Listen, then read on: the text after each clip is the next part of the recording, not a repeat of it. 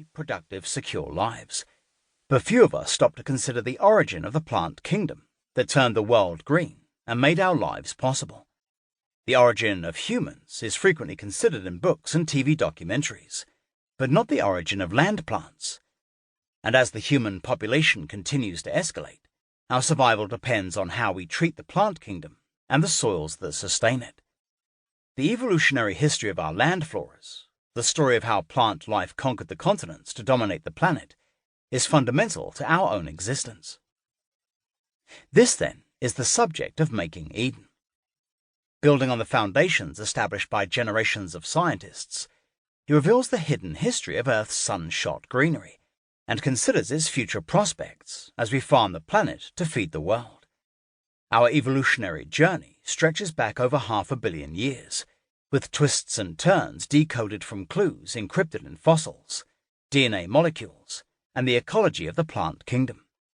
It is a story of how plant life on land originated from freshwater algal ancestors, how it inhaled, diversified, and spread out to conquer the continents, slowly air-conditioning the planet. Finally, we are glimpsing answers to the question of origins that have haunted botanists ever since Darwin.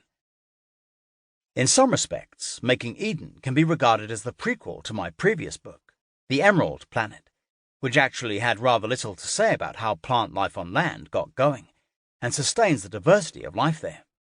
Instead, it offered a closely argued case for recognizing plants as a geological force of nature, drivers of change, sculpting continents, and changing the chemistry of the atmosphere and oceans to set the agenda for life on Earth.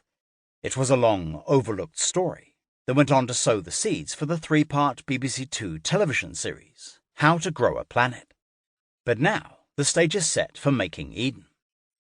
My hope in writing this book is that it might at least give listeners pause for thought before dismissing botany as boring and irrelevant. I also hope that it might persuade listeners to think of plants, and the scientists who study them, in an entertaining new light. Steve Jones, a leading geneticist at University College London and one-time regular science columnist for the Daily Telegraph, wrote an article a few years ago entitled, "Where Have All the Botanists Gone? Just When We Need Them." He rightly pointed out the central role of plants in the challenges facing humanity and the challenges facing the subject of botany, writing, "Why do students find the vegetable world so boring, when without it we would perish? Plants and botanists are in need of greater advocacy." Ultimately, I hope listeners may come to appreciate that botany is an astonishing and deeply engaging field of scientific inquiry, with immediacy to all life on Earth. D.B. Sheffield, 2018. Chapter 1. All Flesh is Grass. Going up that river was like traveling back to the earliest beginnings of the world, when vegetation rioted on the earth, and the big trees were kings. Joseph Conrad, Heart of Darkness, 1899. The spectacular rise and diversification of plant life on land reshaped the global environment and the possibilities of our lives. It was one of the greatest revolutions in the history of life on Earth. But there's no need to take my word for it.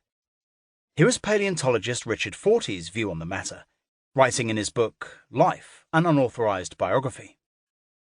There cannot be a more important event than the greening of the world, for it prepared the way for everything that happened on land thereafter in the evolutionary theatre.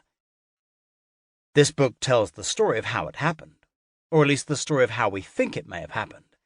A celebration of discovery and scientific inquiry, this book lifts the lid on the evolutionary story of how plants won the land, how the Earth went from being a dull, rocky, naked planet to today's world cloaked in a wonderful diversity of plant life on which we all depend for our very existence. It looks also to the future, as the 6th great extinction in the history of life on Earth looms unwantedly and alarmingly on the horizon. First, though, let's take a step back. Imagine for a moment a strange alternative world without plants, a naked Earth shorn of its greenery. This alien planet is a favorite haunt of fiction writers and directors of post-apocalyptic movies, and for good reason. In a world where plant life never evolved